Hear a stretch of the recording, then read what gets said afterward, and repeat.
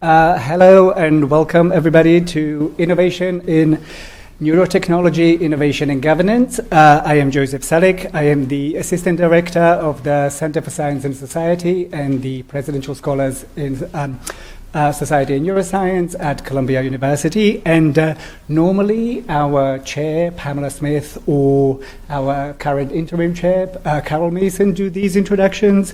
But unfortunately, they couldn't be here today. So I am doing this instead.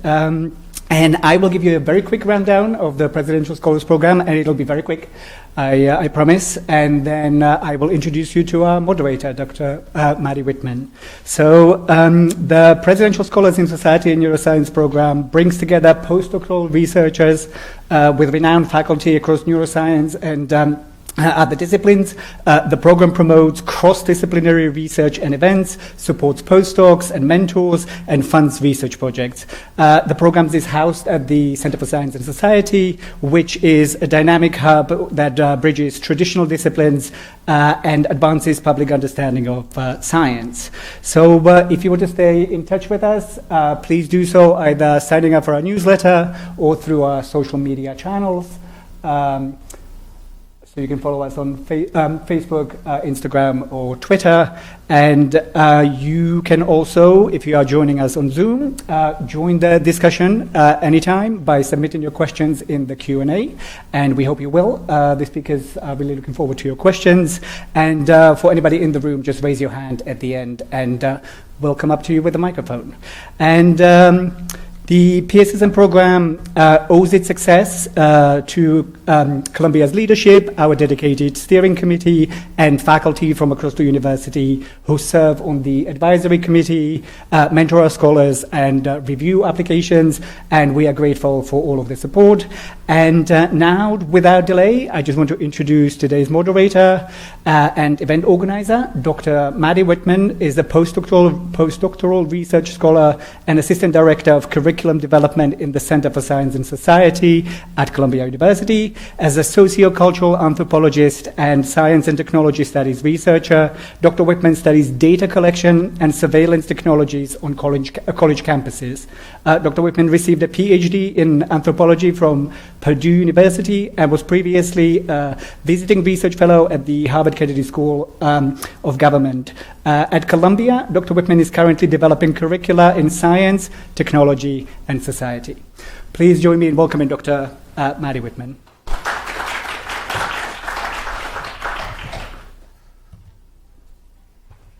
Okay, thank you, Joseph. Hello, and thanks so much for joining us for what I trust will be a generative set of presentations and conversations.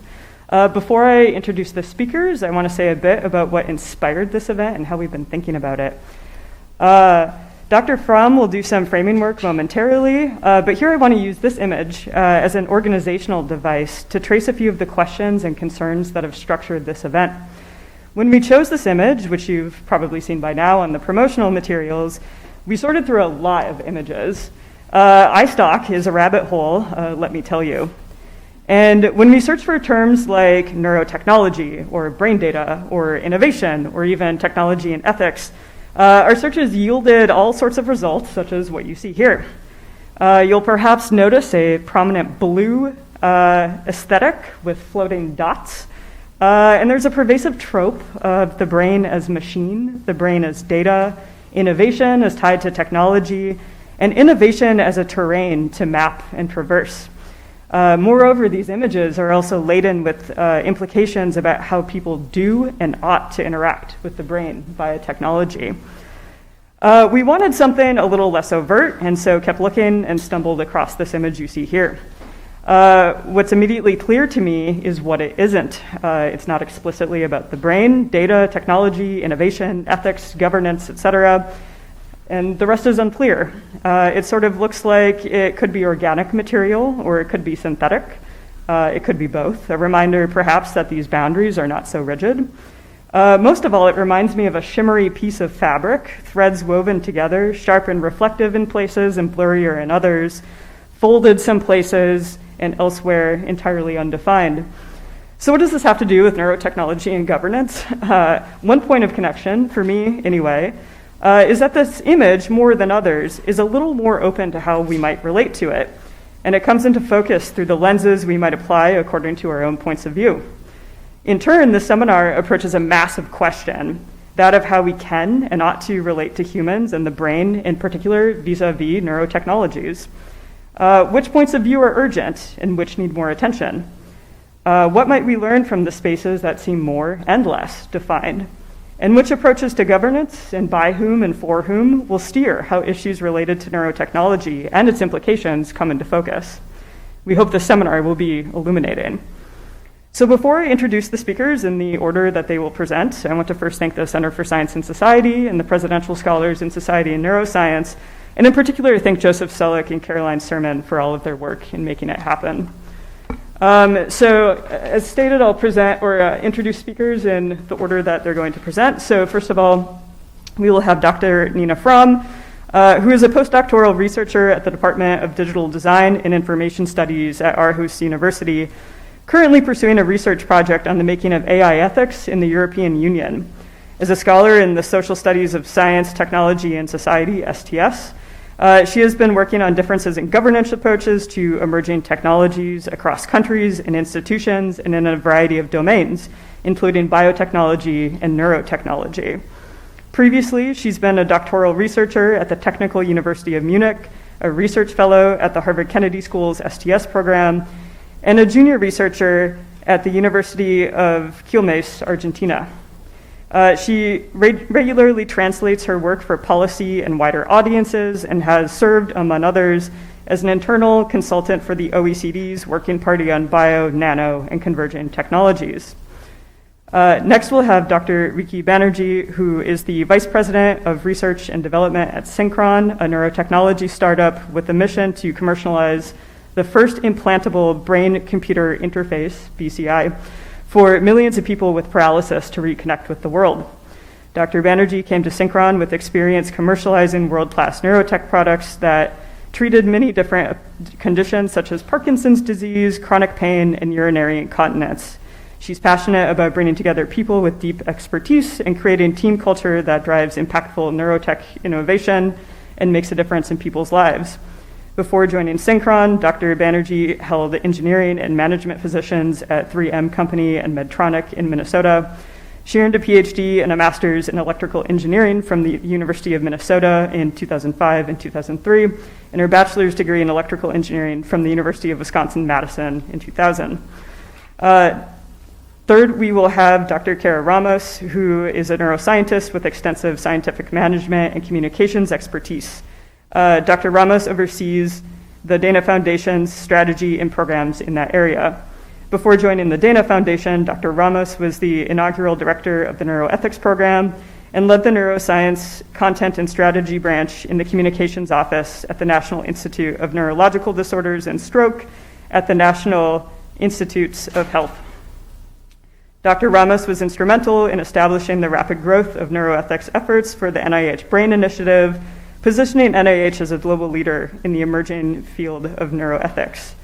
And finally, we will hear from Dr. Rafael Yuste, who is a neuroscientist who studies the cerebral cortex at Columbia University, where he holds the positions of Professor of Biological Sciences and Director of the Neurotechnology Center. He has pioneered the development of imaging technologies such as calcium imaging of neuronal circuits, 2-photon imaging of spines and circuits, photostimulation using inorganic caged compounds, 2-photon optogenetics, and holographic microscopy. Excuse me. He led the team that proposed the US Brain Initiative, launched the International Brain Initiative, and led the Morningside group of 25 researchers and clinicians who proposed novel human rights, neurorights, to protect citizens from neurotechnologies. He has received awards for his research from the Mayor of New York City, the Society of Neuroscience, the Director of the US National Institutes of Health, and the Talberg Eliasson Global Leadership Prize. So we're so excited to have you all with us. And at this point, I will ask Dr. Frahm to come up to the stage.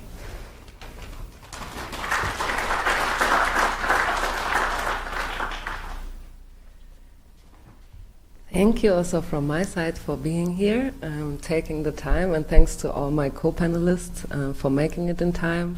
Thanks to Dr. Whitman for gathering us all here and guiding our discussions, and to Jozef, Sulik for actually organizing all of the background work that has led to this event. So what I want to do as a kind of framing or introduction to today's event is to give you a little bit of an overview on the different experiments that have been done across countries and institutions in the last couple of years when it comes to the interface of neurotech innovation and governance.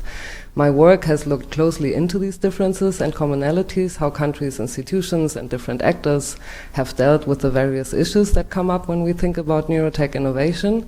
And I won't spend too much time on my own work, but more try to give you a little bit of an overview of this growing and rapidly transforming landscape, not only in the technological field, but also in the different policy approaches that actors and institutions are coming up with.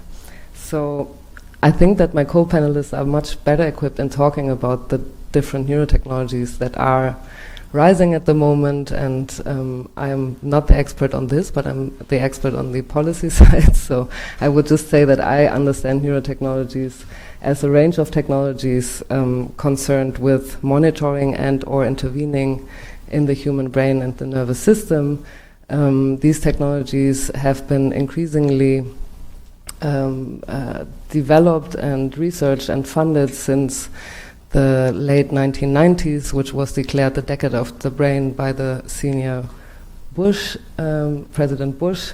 Since then, we have seen all kinds of promises in innovation in neurotechnology, and with these promises, also increased investments on both sides of the private sector, but also the public sector increasingly, both through initiatives such as the Brain Initiative, but also the Human Brain Project and other publicly led science research and development projects across the world. Neurotechnologies are not only promised to fix all kinds of things related to mental and psychiatric disorders such as Parkinson's, depression, schizophrenia, PTSD, and related issues, but are also increasingly promising to fix the educational system's problems with workplace environments and inspire increasingly intelligent machines such as AI.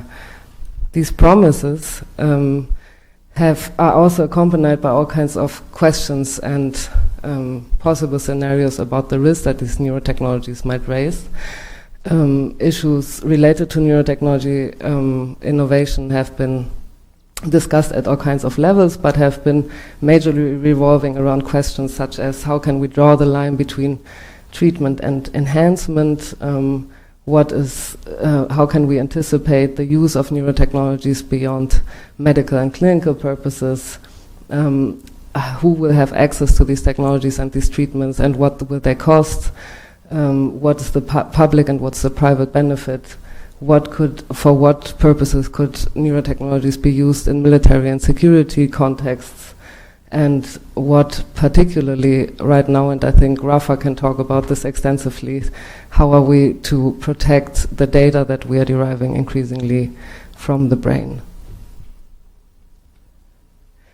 As one of the actors that I've interviewed for my work has described the situation that we have right now, because there's really no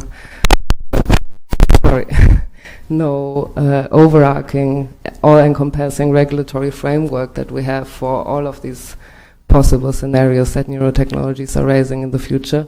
He described the situation like that. We're pushing the frontier in terms of regulation, ethics, standards, and things like these. These scenarios currently have no frame and are open to all kinds of abuse. We understand this is something special. So the idea that this is something special, neurotechnology and the very different governance issues that they raise, is taken up quite differently across those countries and institutions invested in pushing innovation in neurotechnology forward. Experiments have been particularly prominent in those countries putting most of the funding in innovation in neurotechnology, including the US, where we have seen a new form of ethical expertise building up that Khara, I think, can talk a lot to. This new form of expertise is called neuroethics and is somehow like a further development of the broader governance framework of bioethics. It has been led particularly by neuroscientists who have increasingly have a concern with the use of neuroscience and neurotechnology in society. These neuroethicists have by now been integrated to a greater or lesser extent in initiatives such as the Brain Initiative, and they have traditionally followed a principled ethics approach, meaning that you have really high-level principles such as privacy, autonomy, agency, and so on that are declared as key for the development and use of neuroscience in society. What is characteristic for the neuroethical approach is that it traditionally delegates questions of governance to neuroscientists and the users of neurotechnologies themselves, where there's the belief that by using these principles or following these high-level principles such as agency and autonomy, innovation in neurotechnology can be actually delivered in ethical ways. This is quite different in the European Union. So the European Union has focused deliberations around issues in neuroscience and neurotechnology through all kinds of exercises in public engagement. So very early on, we have seen that citizens in the EU have been put somehow in the driver's seat of deliberating not only what the issues are, but also who should be responsible for governing neurotechnologies. It was already in 2006 that we had a big so-called meeting of minds, where hundreds of citizens from all across Europe have been put together to deliberate in a monthly process about what issues in neurotechnology innovation could be and how and who should actually take care of them. The 37 recommendations that came out of this process actually emphasized not so much the ethical or moral dimensions of neurotechnology innovation, but more the political dimensions that underlie these innovations, and have, amongst others, called for an active role of the public sector and political institutions in steering and regulating these technologies. So rather than leaving these questions to scientists and the users of these technologies, they have really called for politicians and policymakers to take an active role in regulation. For example, when it comes to possible dual use of brain research, citizens in the EU have been quite clear in saying that they prefer that public funds for neurotechnological innovation should only be used for civilian purposes and not for military and security ones. And this is a case that I think Rafa can talk better about than me, but in Chile, a country that has been pioneering a very different approach to governance in neurotechnology, we have seen emphasis and the rise of so-called neuro rights. So in a recent reform process of the Chilean constitution, Chile tried to amend its constitution with an article that emphasized what I will read to you as the protection of the physical and mental integrity of individuals, the privacy of neuronal data, the right to autonomy or liberty of individual decision-making, and the right to fair access to those neurotechnologies that enhance mental capabilities. Although this constitutional amendment was eventually voted down last year, Chile continues to play a pioneering role in the neuro rights-based approach.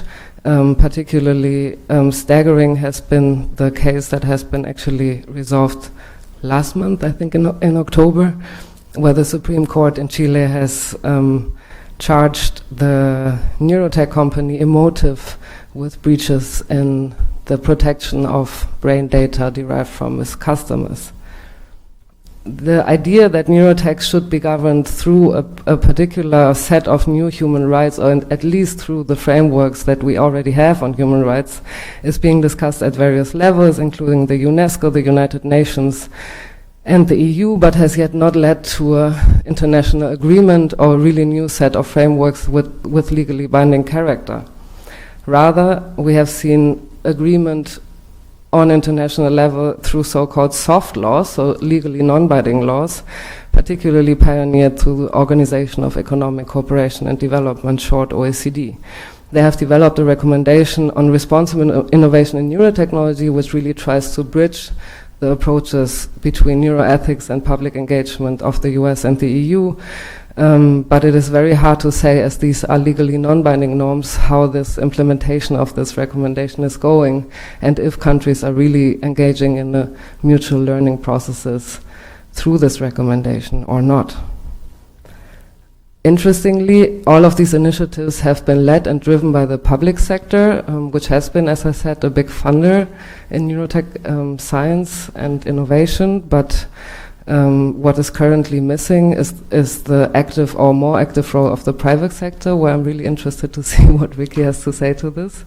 Although there have been efforts to gather neurotech companies and particularly startups to discuss governance challenges and to come up with solutions or at least contributions to the development of frameworks for governance, large questions remain when it comes to how to mobilize the private sector for responsive innovation in neurotechnology and actually gaining better insights in how companies and startups in particular that are at the forefront of neurotech innovation actually envision how an ethical or more responsible future of these technologies might look like, but also what challenges they see for themselves for putting different governance approaches into practice.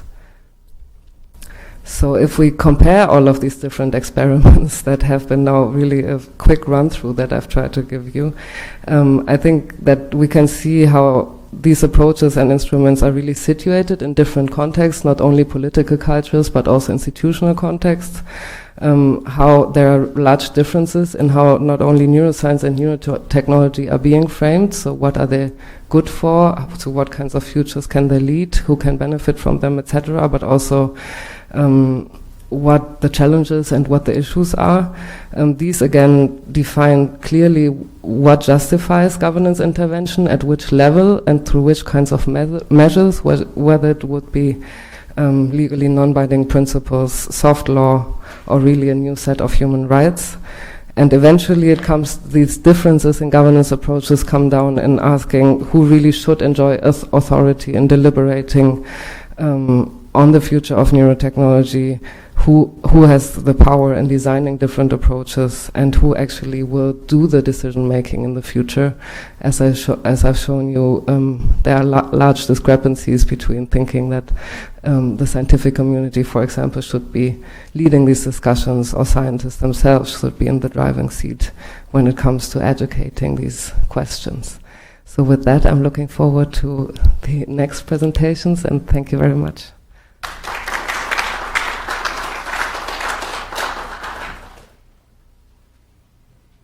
Thank you. I'd like to invite Dr. Banerjee to come up.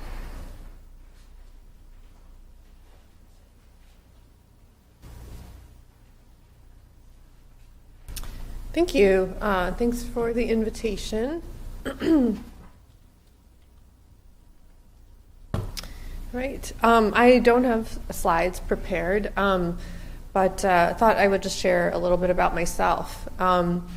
I came into this field. I was very interested, certainly, in doing something meaningful, but also really wanted my work to be used by people. I came from a research background. I did a PhD in electrical engineering and started my career even in corporate technology, which is much more applied than sometimes in university technology. But even that, I just after kind of 4 years in a corporate technology group, just wanted to create something that I could see used by lots of people. And so that's what drove me to, I ended up at Medtronic Neuromodulation. And it's kind of interesting in the context of what we're talking about today, because Medtronic has been around for a long time. So I think it was founded in 1949, and the founder of it was like the inventor of the pacemaker. So coming up through the pacemaker, and you know, it's been about 40 years ago that technology was transitioned to start stimulating other areas of the body that became neuromodulation. So deep brain stimulation, brain modulation, sometimes it's called, has been around for that long. And I think so that technology got brought over to treat movement disorders. So if you're not familiar, I'm sure a lot of people in this room are familiar, but it was kind of like a pacemaker-like device, and the lead wire comes up the neck and it targets or it implants deep into the brain in this area called the subthalamic nucleus, and that's where it introduces stimulation, and that can dramatically change someone's tremor response, right? So if you look online, you'll see they have severe tremor, and then they're calm with that stimulation. So then. And then in addition to that, there's now devices for spinal cord stimulation. I worked in the urinary incontinence area. I worked in gastroparesis, which is a terrible disorder of intractable vomiting, and got that experience of having my work go out to people. I think at this point, the work that I had done is in tens of thousands of people, certainly, if not more, being used. And it definitely fostered in me a love of this neurotechnology space. And I came over to Synchron a couple years ago, and so Tom Oxley, the founder of Synchron, when he reached out to me, I was like, what is this about? And I was like, wow, this is an opportunity to do something truly very impactful for a population that is very much in need. So if you're not familiar with Synchron, Synchron is an implantable brain-computer interface company, and as I was describing, everything that I worked on is implantable neurotechnology, which is a little bit different, because I think if we look at the broad spectrum of neurotechnology, implantables is kind of a slice, and it is very heavily regulated. Maybe this part is, there's more to be covered there, but it is very heavily regulated. So we operate with a lot of regulations in mind. So when Synchron contacted me, maybe I'll just describe what Synchron does a little bit. So in the brain-computer interface domain for implantables, one of the challenges, of course, is the cranium, and that introduces a big blocker to get to the ability of those brain signals. And so a lot of brain-computer interface research has a craniotomy. So you remove a portion of the cranium and you actually apply electrodes to the surface of the brain. And so when you look at the research, often you see an image of a patient. They're often severely paralyzed, so they're in a wheelchair, but right next to them is a huge rack of mounted equipment, so a lot of data processing to do something with that information, and you often need scientists sitting with that patient. And so what Synchron is striving to do is, first of all, make that procedure more accessible and amenable, and then also make it so that that patient can go home and use this device and open up their ability to communicate. Our utility is fairly simple. So our device is introduced through the vasculature. So it's building upon neurovascular technology that's used for strokes. And so the device is introduced through the jugular vein, and it seats at the superior sagittal sinus and at the top of the head, basically. And that's where it's kind of capturing some high-level motor function. And so what are we doing? We're just creating a mouse. So if somebody's thinking they're paralyzed, so they can't actually move their ankles or they can't tap their fingers, but if they're thinking about it, they can still activate those neurons, and our device can pick that up and bring it out to a computer. And if you have a mouse, now the world unlocks. You think about interfacing that with like an iPad, and suddenly you can turn on the lights, right? Like you have this autonomy restored to you of interacting with your environment. You can change the temperature, especially with the Internet of Things these days, and so many things that you can control through an app. You've restored autonomy to this population of patients that are often becoming increasingly more and more locked in and losing their ability to communicate and even telling their loved ones that they love them. So very, very meaningful opportunity, and I really saw this technology coming from where I was coming as really having the possibility of making this scalable and accessible for use by a significant population. So how do I think about governance and neurotechnology? I hope that the headlines and the fear, which is real, aspects of which are real, don't inhibit our innovation for these people that are in need. And some of you saw me kind of rushing in with my suitcase. So where was I this week? I was with 2 of our patients. And so I could share a little bit of my experience there. And so we've now implanted this device in 10 people across the world. 6 of them are located nearby in this New York and Pennsylvania area. And, you just see that they have so many, there just aren't very many options for these people. We're trying to figure out what that care pathway looks like, and we're like, who are the doctors that manage these people that have severe needs? What does insurance look like for these people? And they're in a situation where there aren't a lot of opportunities. These people are, severely paralyzed, locked in the bed, and insurance won't pay for caregivers for them. We don't have a recognition of what these people need.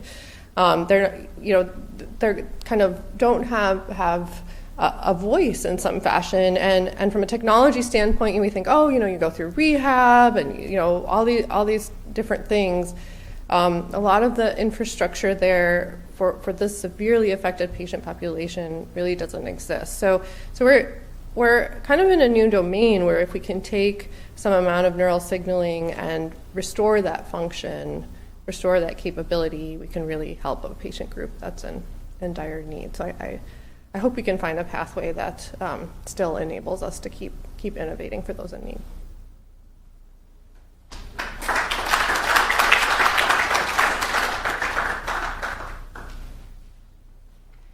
Thank you very much, Dr. Banerjee. I'd like to invite Dr. Ramos to come up.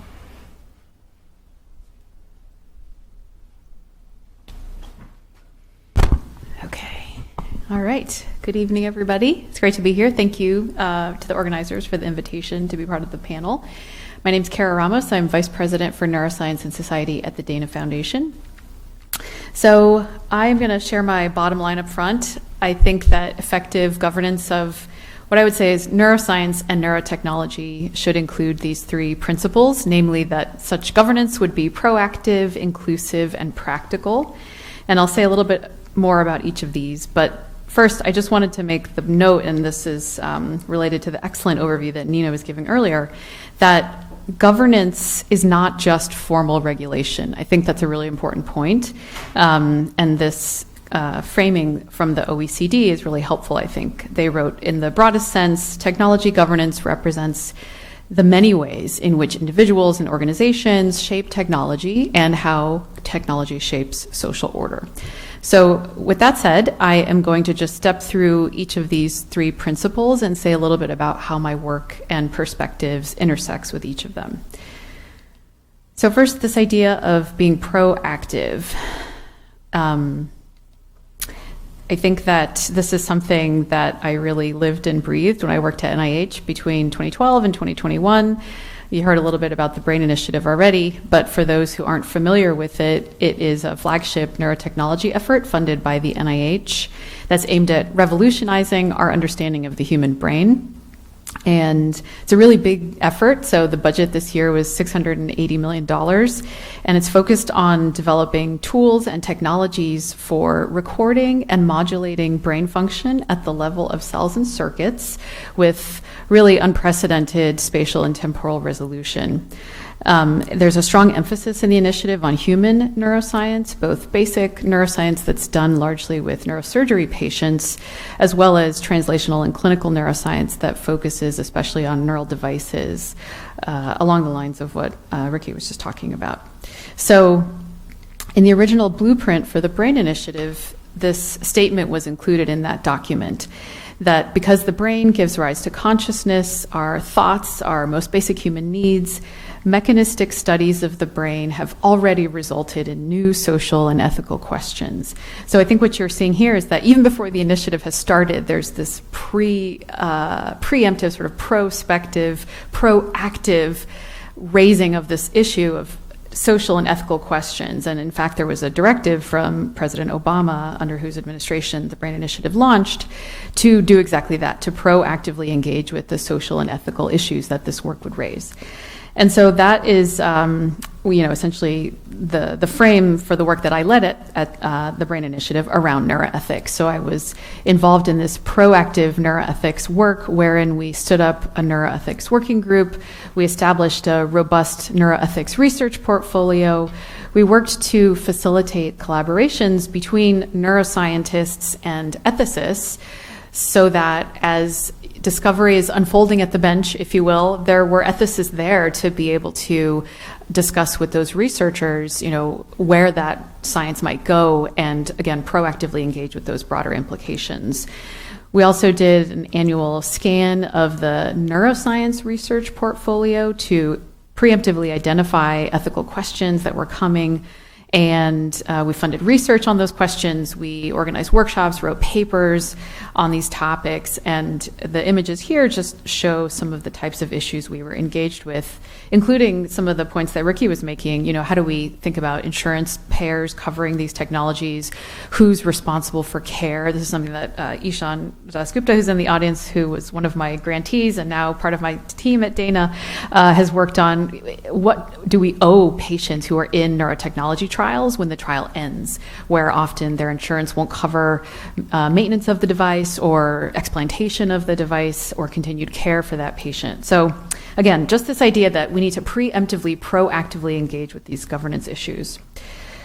Second principle I want to talk about is this idea of being inclusive in governance. So I think that there's this kind of persistent myth around something called the deficit model, which is the idea that public audiences just don't know enough about science, and if they did, they would agree with the outcomes that we are seeking as scientists.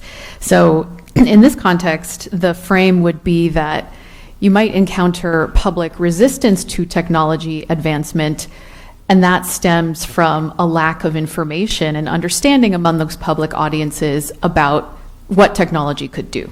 So I call it a myth because social scientists have shown that, in fact, public resistance or even skepticism about advances in science and technology instead typically stems from things like value conflicts, concerns about equitable distribution of and access to technology, and often distrust of regulatory institutes, for instance, that are seen as untrustworthy. So the upshot of this is that you have this disconnect between those who are sort of doing the science and technology and those who stand to benefit from it. And the Dana Foundation's mission is very connected with this point in that we're trying to help bridge that gap, that disconnect. So just to say a little bit about the foundation, we are a private grant-making foundation based here in Manhattan. Our vision is brain science for a better future, and that comes from the recognition that you can find so many examples in history where science has produced both salutary or positive and negative effects on human well-being and flourishing. And so our mission is to advance neuroscience that benefits society and reflects the aspirations of all people. So we believe that neuroscience is advancing rapidly, often outpacing public dialogue about both the potential harms that could come from neuroscience and neurotechnology, but I think more interestingly and more sort of hopefully, the potential benefits that could come from this science and technology. I'm really excited about the idea of sort of co-creating and imagining together what kind of futures we want to build with the power that is sort of latent in neuroscience and neurotech. So to help support that at the foundation, we do grant making in 3 different areas: the Dana Frontiers program, the Dana Next Gen program, and the Dana Education program. And these focus on education, training, and public engagement on neuroscience and society issues is how we put it. And I won't go into detail now for the sake of time, but you can certainly read more about this on our website. And the point that I really want to underscore here is that we believe that public engagement is a critical component of neurotechnology governance. And you heard about this a bit from Nina earlier, that this is something that has been emphasized in the EU. So turning to the last point, this idea that neurotechnology governance ought to have a practical frame. I'll explain what I mean about this. So when you think about neuroscience and its ethical or societal implications, these may be the kinds of headlines you think of. So Neuralink, mind reading, scientists growing mini brains in the lab that might be conscious, which they're not. And the point that I want to make here is that I think governance issues encompass so much more than those emerging neurotechnologies and what is often the hype associated with them. I've just shared here a different set of headlines that I think speaks to this point about, the practical governance issues that I think we need to engage with that relate to things like, again, distribution and access to the fruits of neuroscience and neurotechnology. The last thing I wanted to share is just another example of what I mean by this practical frame. So this is a focus area that is of particular interest to the Dana Foundation, and that is the intersection of neuroscience and the law. So I've included here a few questions related to this intersection. So for instance, what are the ways that neuroscience is utilized in the courtroom? What can neuroscience tell us about human behavior? What can it not tell us about human behavior? What are the challenges that emerging understanding of the brain and emerging neurotechnologies pose for judicial processes? And what training should members of the judiciary have in neuroscience? And this is something that I've been aware of for a number of years, but have had recent opportunity to directly speak with folks in the judicial system, and it's really driven home for me how these questions have such present moment impact on people's lives in terms of who's getting incarcerated versus, diversion programs that are giving people a chance to, recover through treatment, for instance, for mental illness or substance use disorders. So again, this is just an example, I think, of a really important practical kind of neuroscience and neurotechnology governance issue. And that's it.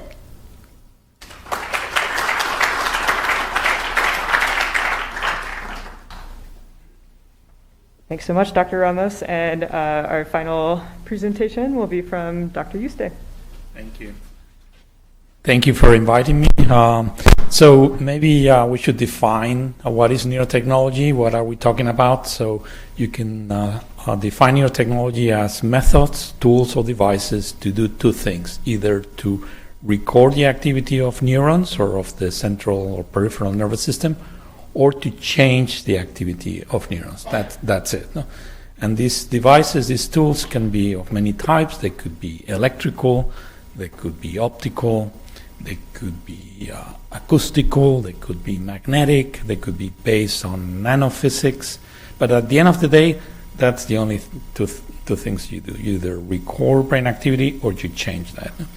So why is neurotechnology important?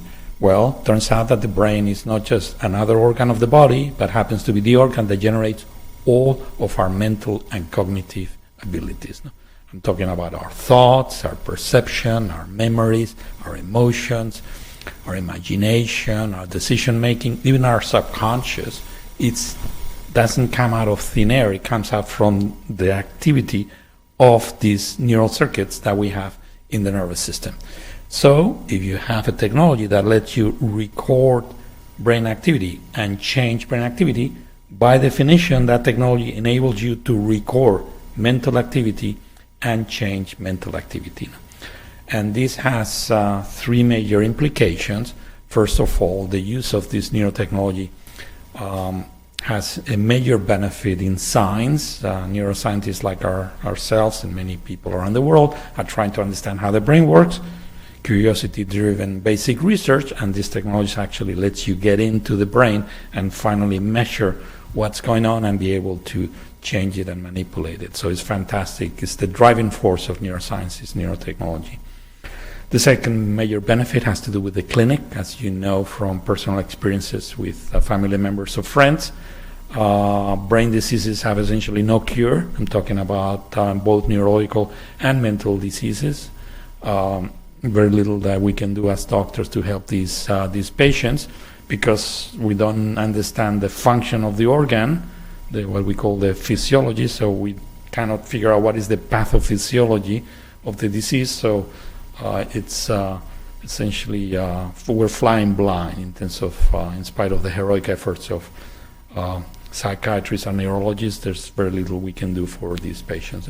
So obviously neurotechnology can enable us to get into these diseases, the dark corner of medicine, the brain diseases, and understand the pathophysiology in order to figure out better ways to diagnose and hopefully treat them. And the third reason why this neurotechnology is important has to do with the economy. So the ability to build neurotechnological devices to connect directly the brain with computers, so with the net, like a brain-computer interface, is widely viewed as the next step to replace these gadgets that we have in our pockets with some sort of headgear that we'll carry in our lives and will enable us to connect to the internet and also very likely lead to the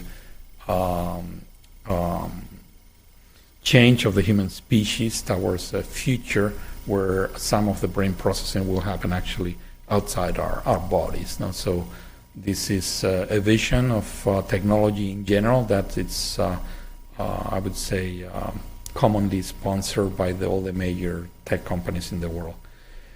So because of these benefits, scientific, medical, and economic, President Obama launched the U.S. Brain Initiative, and that led to a revolution in neurotechnology, because it's not just that the U.S. is injecting what's approximately calculated to be $6 billion into the Brain Initiative for a period of 12 years.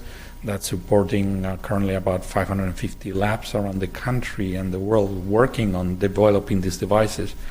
But the U.S. Brain Initiative led to similar initiatives in other countries, in China, Japan, South Korea, Australia, Canada, Israel, and in the European Union.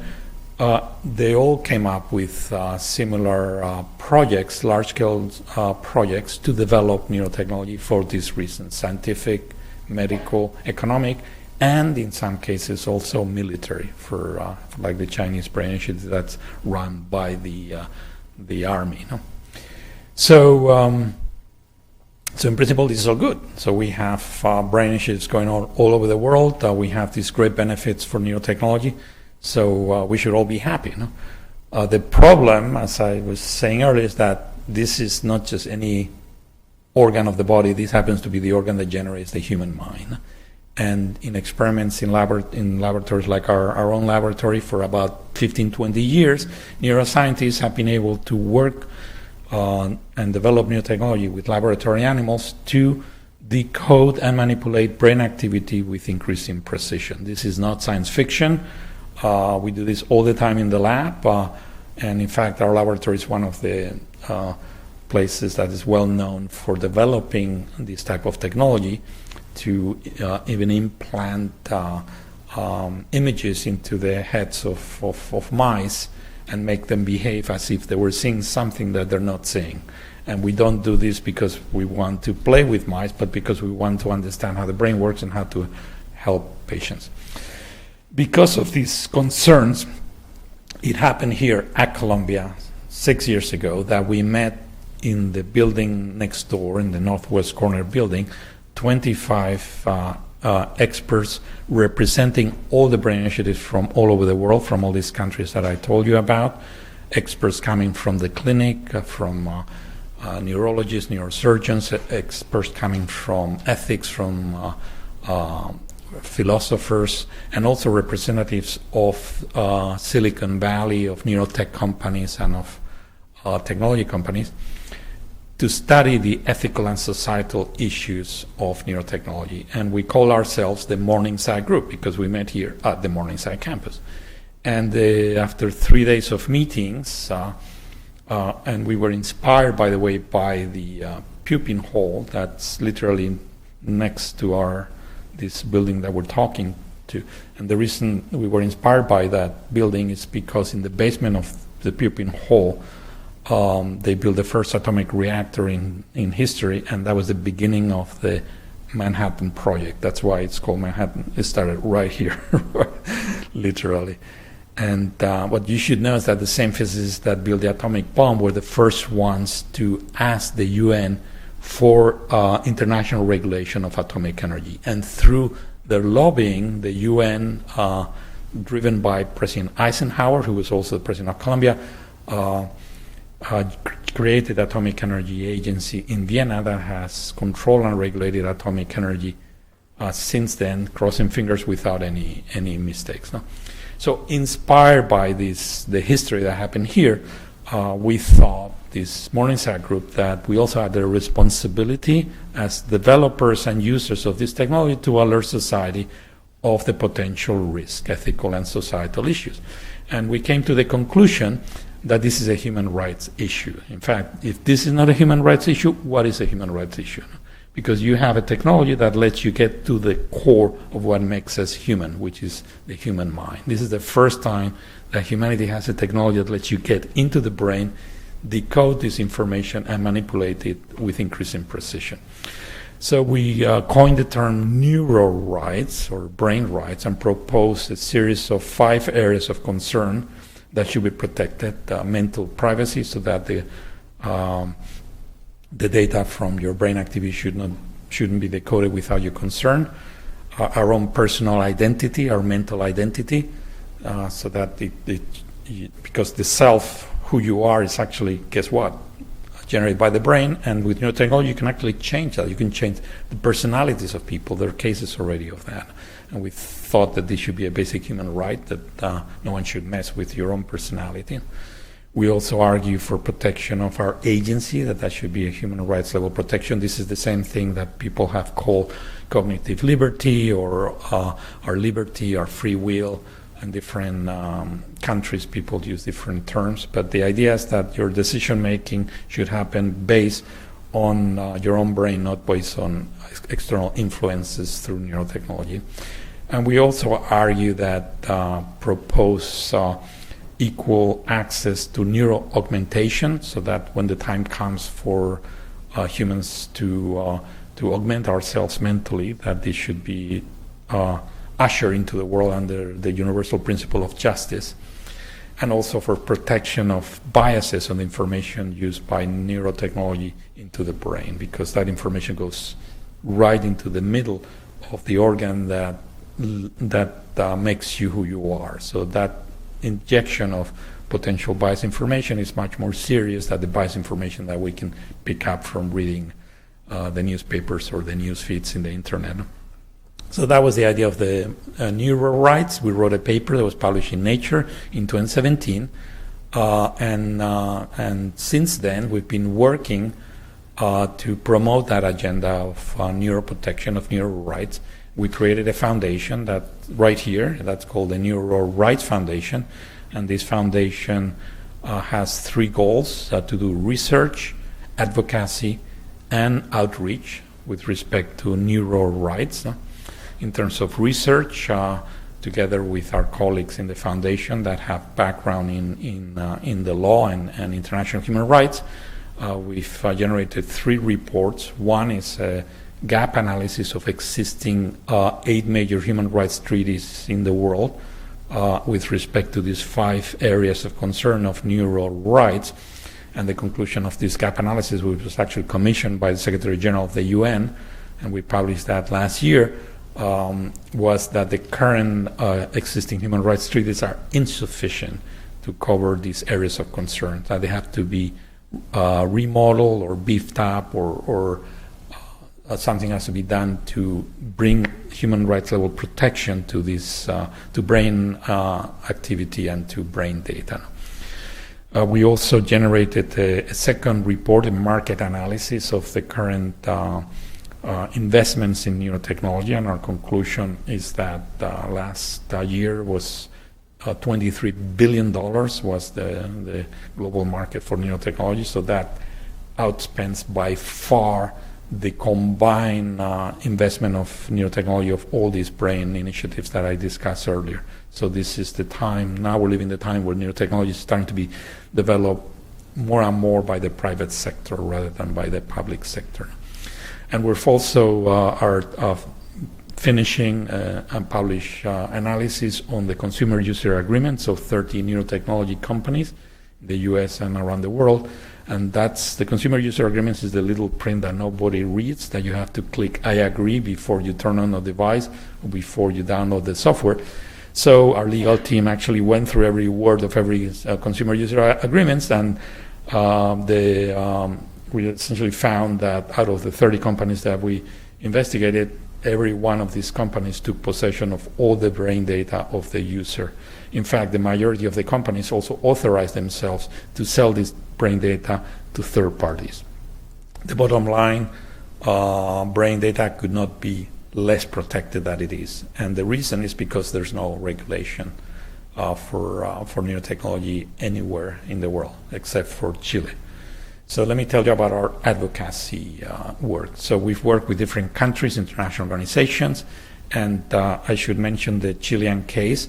And I have to correct something that Nina said. 2 years ago, Chile approved unanimously a constitutional amendment to Article 19 of the existing valid Chilean constitution, and that amendment protects brain activity and the information that comes from it as a basic human right of Chilean citizens. This constitutional amendment was approved unanimously by the Senate of the Republic, by the House, and signed into law by President Piñera just exactly 2 years ago. No? And that amendment is the only piece of hard law that, as until last week, okay, in the world that protects brain activity. That amendment is not being recalled. This is valid. In fact, that was the reason that there was, in August this year, the first jurisprudence case of neurotechnology with one citizen from Chile sued an American neurotechnology company because they took his brain data, and he argued he was protected by the Chilean constitution, and the Supreme Court in Chile unanimously ruled that the citizen was right, and they forced the company to delete the brain data and to subject itself to the inspection of the medical authorities. Now, so this is the first case in the world where the brain data of one person is actually being protected with some sort of hard law, and the court agrees with that. No? Besides Chile, we've been working with different countries. There's a very similar constitutional amendment going on in Brazil, sponsored by the Senate of the Republic. And that should be voted within the next few months, and this will provide a similar protection. In this case, it's the famous Article 5th of the Brazilian Constitution, which is the most important article of that constitution. But in Brazil, 2 weeks ago, I was just there, I heard the good news that the state of Rio Grande do Sul, which is one of the most progressive states in Brazil, unanimously passed its legislature a law that forces every future laws of that state to comply with the principle of protecting brain activity and brain data. So this is the second place in the world where there's hard law in this state of Brazil that is already active, no? Where citizens have protection of their brain data and brain activity through the legislature. And for that piece of legislation, there was unanimous agreement across 16 different political parties in the state of Rio Grande do Sul. So this has never happened before. Just like in Chile, they never agreed on anything except for this protection of brain activity. So I should also mention there's a similar constitutional amendment going on in Mexico. And in terms of other hard laws, we're working with the European Union with the interpretation of the GDPR, which is, as you know, the most famous data protection law in the world, the most rigorous one probably. And you cannot amend the GDPR; it's not technically feasible. But we're working with the possibility of extending the interpretation of the GDPR to cover brain data. This would be one way in which the European Union could actually lead by updating its data protection law to include brain data. And finally, I should mention that in the US, we're working with the state of Colorado, which also has a bill being crafted that would extend to brain data the protection that's afforded by the Colorado Data Protection Act, which is already in place.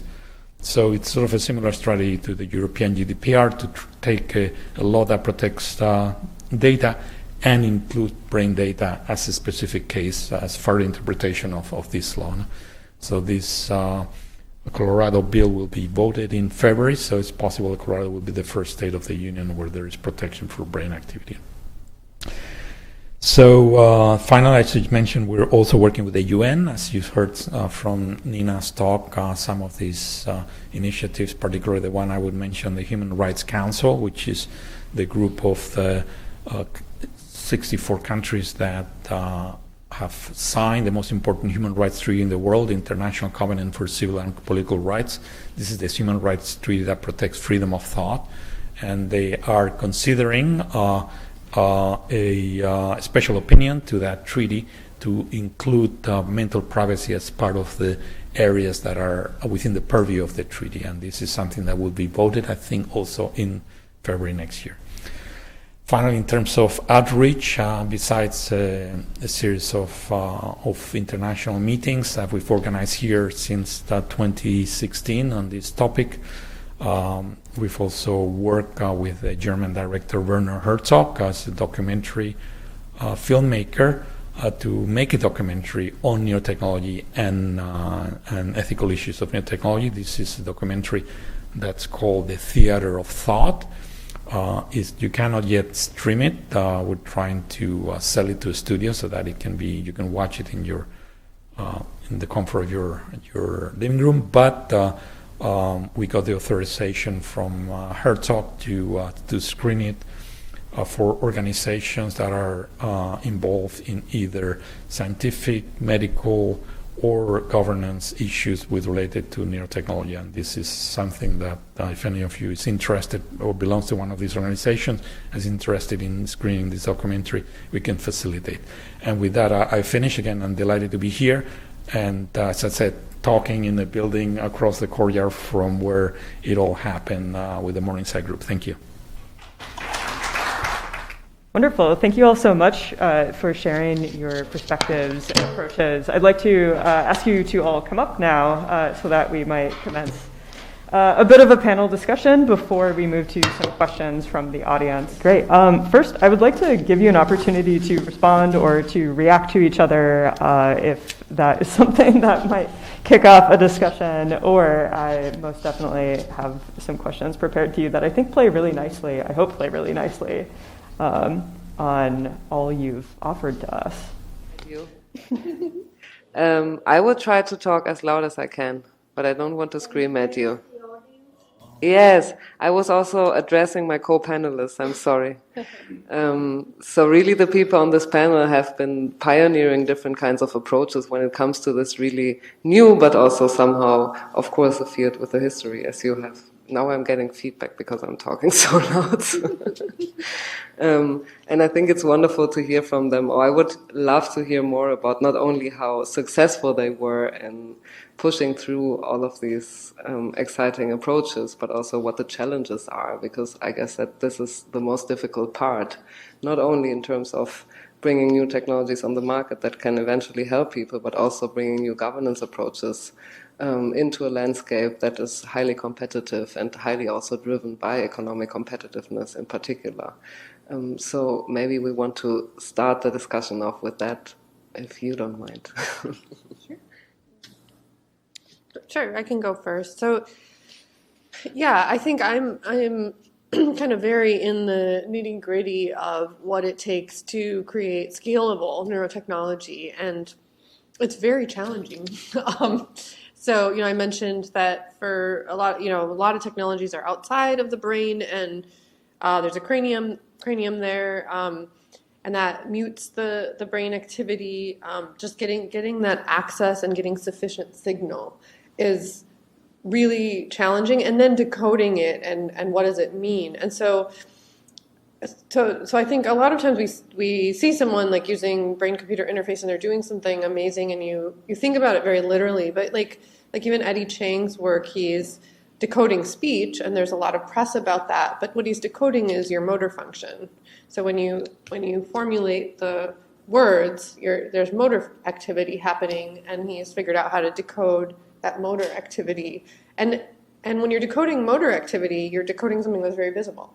So, I mean, it's and even the Neuralink technology, like it's all pretty like on the cortex. A lot of the stuff is motor function, and so that tends to be very visible. So if somebody's thinking about, oh, I'm going to move my ankle or I'm going to tap my finger, if they were able-bodied, you'd see it, right? That's a thing that you would see. So I do think it's an important topic to talk about, think about, but I guess from a very like practical, pragmatic standpoint, I mean, what are the challenges? The heartbeat is so loud, it just swamps out your brain signal like all the time, and creating a device that can manage that is like one of the biggest challenges. And then I mentioned like the data processing, right? Like if you're really going to get every neuronal action potential out, the ability to process that data. No, yes, the world will get better at processing data and whatnot, but there are still some practical realities to that.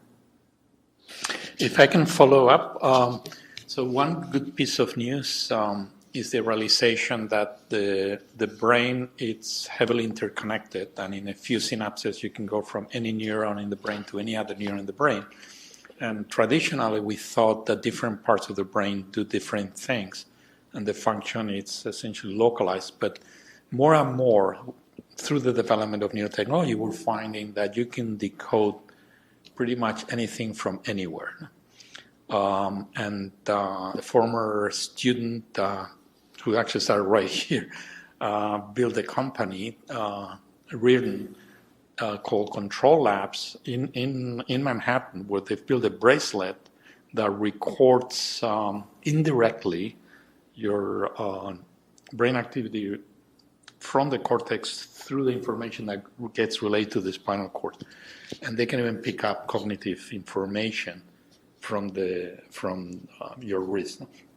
I think this is wonderful because, again, it has fantastic applications for medicine. It can enable non-invasive devices, but it also, just like the atomic energy technology is neutral. You can use it to decode the thoughts of a person that has Alzheimer's and cannot speak or is paralyzed, or you can use it to decode the intention of the thoughts of someone that you want to monitor. No?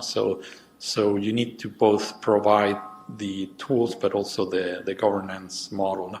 One thing I would highlight is that in the last year there's been a revolution in neurotechnology, not just because the devices are getting better and better thanks to the Brain Initiative and all these other investments that are going into the field, but particularly through the application of generative AI models now. So this has taken everyone by surprise. Now, with generative AI models, you can decode information that you couldn't decode a year ago. So a lot of the key papers that have been published in the last years, including Eddie Chang's, it's the only difference is not the hardware, it's actually the algorithms. And again, this is both an opportunity for research, for the clinic, for the economy, but also a risk because it potentially exposes more of our mental privacy for unintended use of neurotechnology.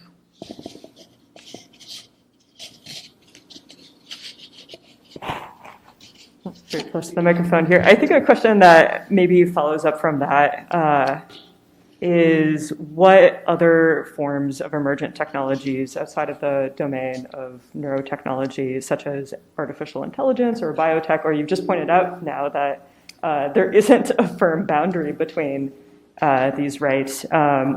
What kinds of governance challenges in the context of neurotechnology or maybe different or similar to governance challenges in relation to biotech or AI?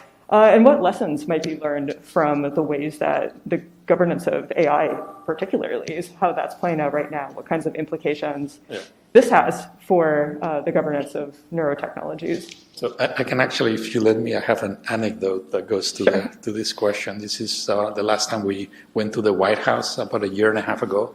Very interesting. I was just telling Khara about it.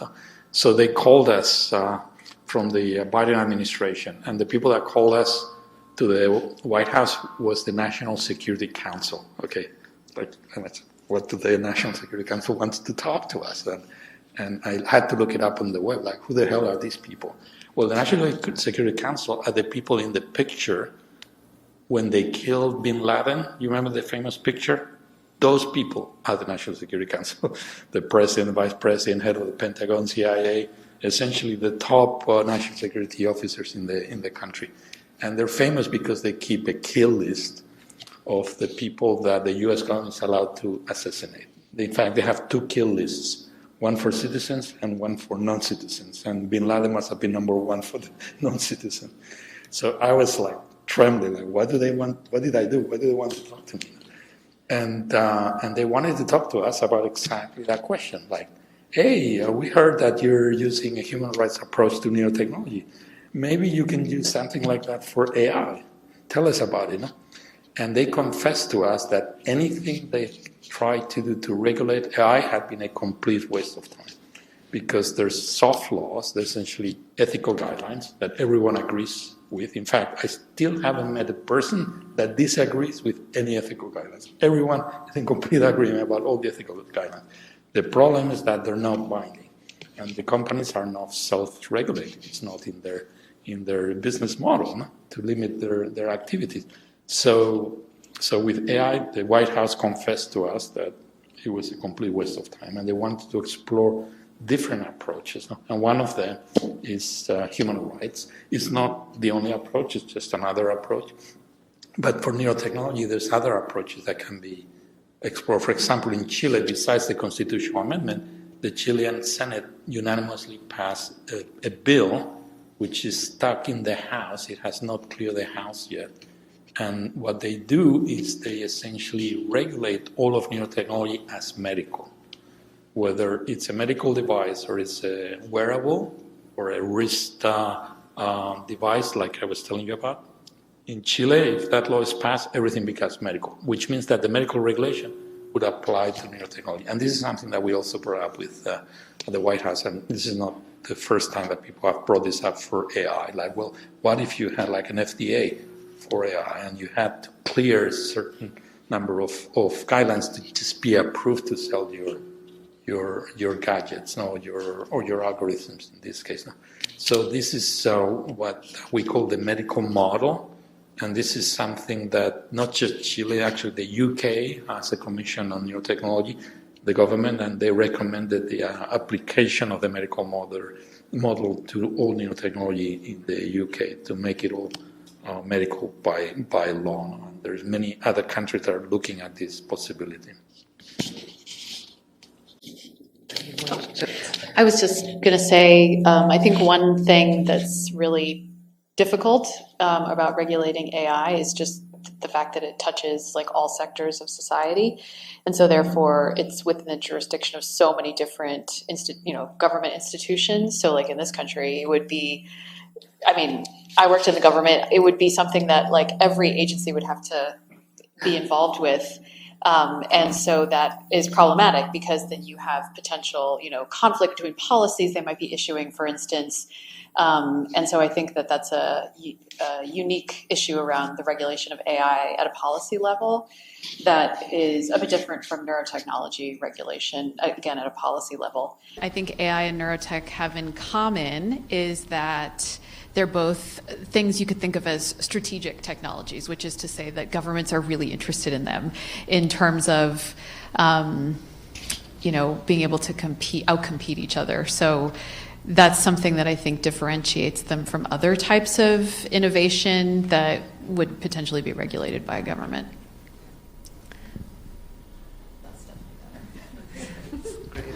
Thank you.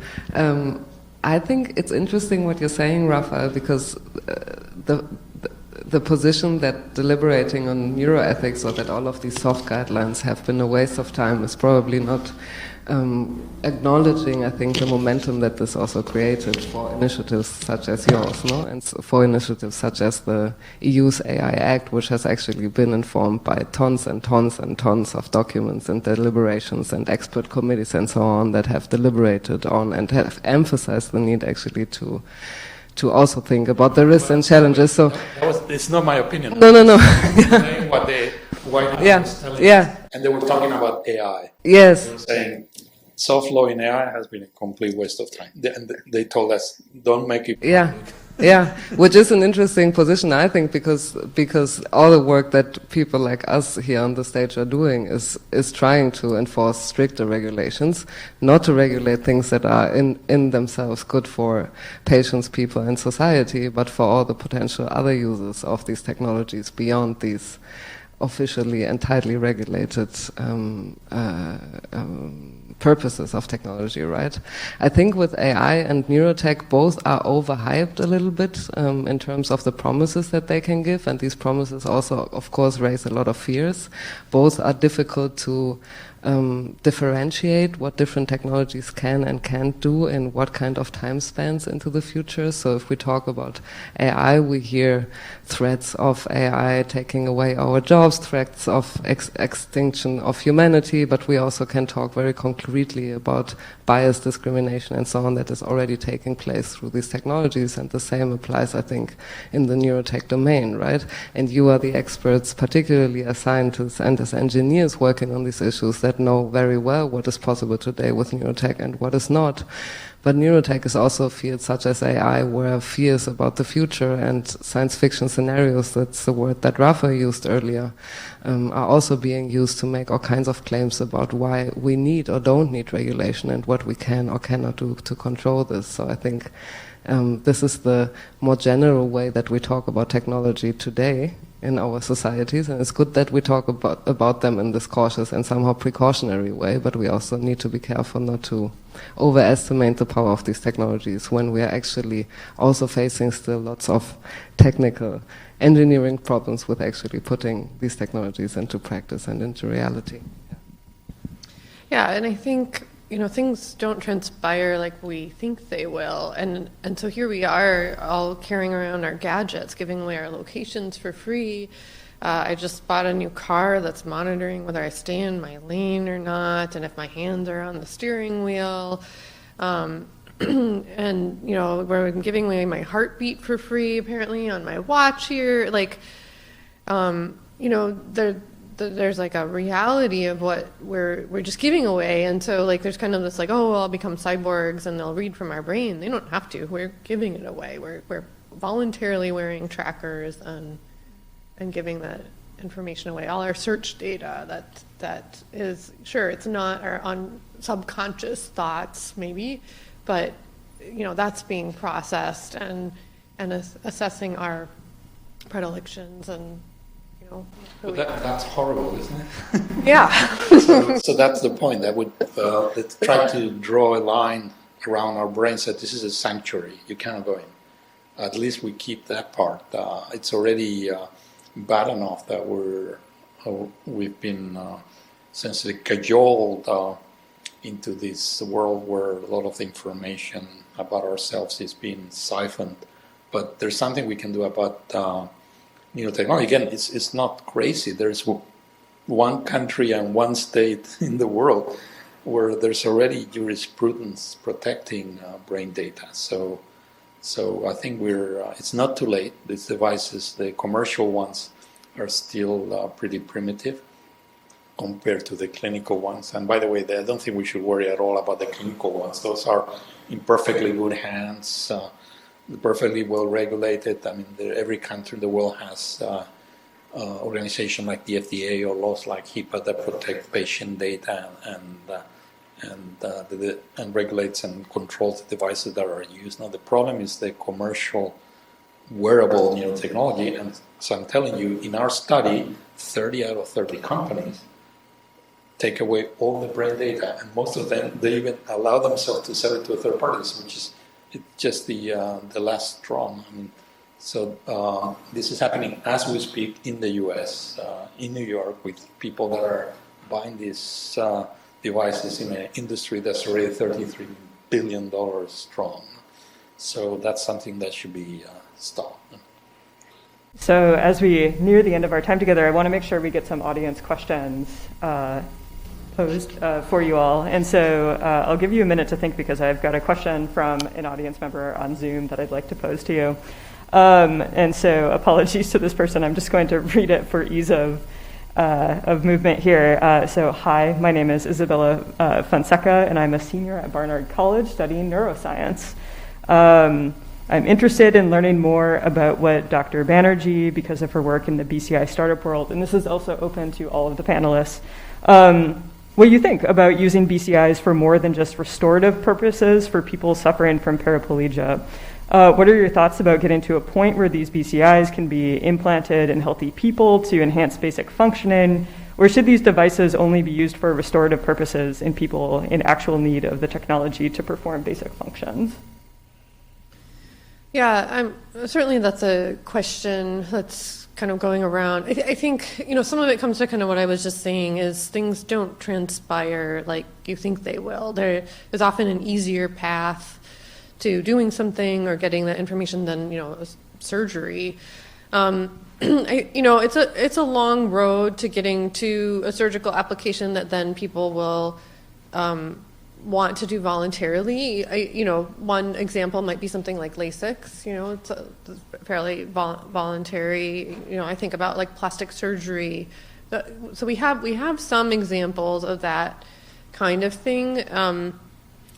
I guess it's a little bit hard to imagine right now, and it's kind of a long road to get there. And I still believe that there are much simpler things that will come about. AI is an example that suddenly kind of, in some ways, caught people by surprise in the major advancement. I think that happened recently in a very kind of public way, and we're still learning how that will accelerate innovation, learning, or problems.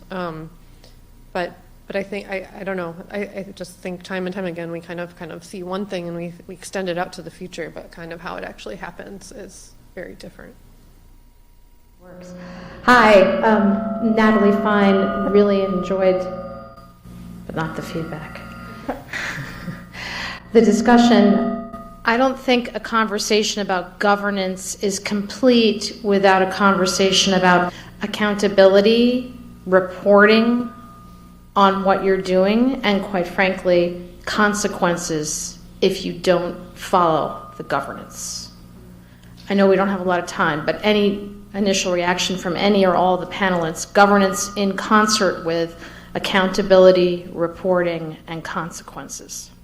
So that's why we have to focus on hard law, and then sort of the GDPR, for example, there's also some serious consequences to that.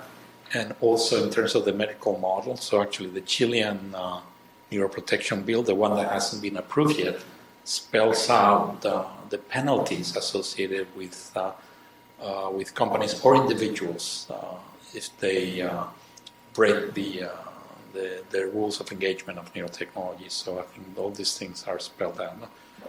And that's unfortunately what's missing from guidance documents and soft law, which again, this spirit is wonderful, and I completely agree. It infuses a lot of the hard law, but they don't have any teeth, and it doesn't force people to change their behavior. In fact, they don't change their behavior. This has been proven over and over again. Yeah, I would agree with what Rafa was saying before, that I'm not worried about neurotech in the medical space. It's really the commercial sector that's more concerning. I think, thinking about even hard law, look at what's happening right now with big tech companies, right, that are being hauled up in front of Congress. Like, even if we have laws, you have to think about the bigger context in which those commercial entities are operating, which is a country that really chooses to prioritize the rights of corporations over those of individuals. And I think that that's why the emphasis on public engagement and co-creation of futures that we want matters, right? Like, I was at a meeting recently where I was just casually posing the question, like, do we actually think we're better off all carrying around these iPhones that we're spending huge amounts of time staring at, I don't know, right? And I think there's a lot of people who don't think that that's a better quality of life, but we didn't have a choice in that, right? So I think it's more nuanced than we would probably like it to be in terms of thinking about how do we govern these technologies. But I think one component that I think has come up indirectly but hasn't been mentioned specifically is the balance between regulation and innovation. Well, you were saying this actually, Riki. You don't want to over-regulate to the point that we're stifling innovation, because I do think there's a lot of promise in neurotechnology, absolutely. And it would be really unfortunate if the regulation is,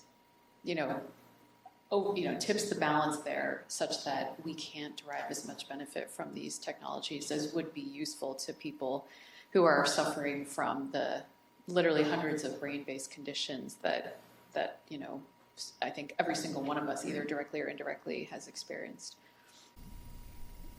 If I could just add to that, sorry, for one sec. It's been interesting to come into a startup, a fairly high-profile startup, kind of intersecting with the tech space. I kind of get the, med tech's slow. And there's reason it's slow. So there's a risk management process that you follow, and you have to think about harm. And you are always thinking about what could cause harm, what could cause an extended surgery, what could cause, depending on the device you're working on, what could cause death. And you're very trained to always think about that. And in the tech space, it's, kind of to what you were talking about, are we better off for walking around with these iPhones and staring at them? There's such studies coming out now, on the harms of social media, right? Suicide, depression. There's real kind of consequences happening. And I think about, well, how do we think about that as a society, as people are kind of glued to it, or maybe our society is kind of even built around it now, coming from a framework of harm, and kind of there's this other side that's operating much more loosely, and they're oh, look how fast we can go, and it's yeah, but should there be at least some aspect of how we're trained to think about it in a medical domain that's applied, and should we be, is the only harm a surgical harm, for example, or is our mental well-beings considered in that? Maybe just as a side comment to that, and very quickly, I think the problem with innovation always is that it's really difficult to anticipate where it will go. And if we talk about the technology, then we also talk about the benefits, but also the risks and the harms. And following a human rights or a hard law approach is a wonderful thing to do and highly necessary in order to strengthen accountability. But what if the technology changes in such ways or is used for such purposes that we cannot foresee now? So how can we actually develop rules and regulations and rights that can adapt to the development of technologies, and where technologies then, again, as Khara has so nicely said, can be shaped by the laws that we have created for them, right? So I think that is the challenge, and their accountability is not only to be put on the producers, on the users of these technologies, but also, and I think that's something that we need to discuss more and more, also on the public institutions that have funded these innovations, that are increasingly not only funding science, but also funding research and development and possible applications of these technologies, such as through the Brain Initiative, right? So if our governments use our taxpayer money to increasingly invest in innovation, then we might really want to have a say in whether we want our money to be used and for what kinds of technologies we want it to be used, right? So then the accountability is also on the policymakers and the politicians that represent us in the political space, in order to have a say in where all of this is going. Yes. Well, I think we all have our work cut out for us in this regard.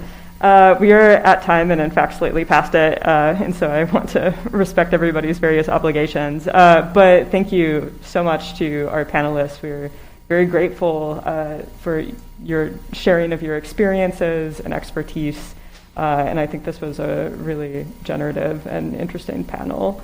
So thank you very much, and thanks also to our audiences in person and on Zoom. Thanks so much for coming out.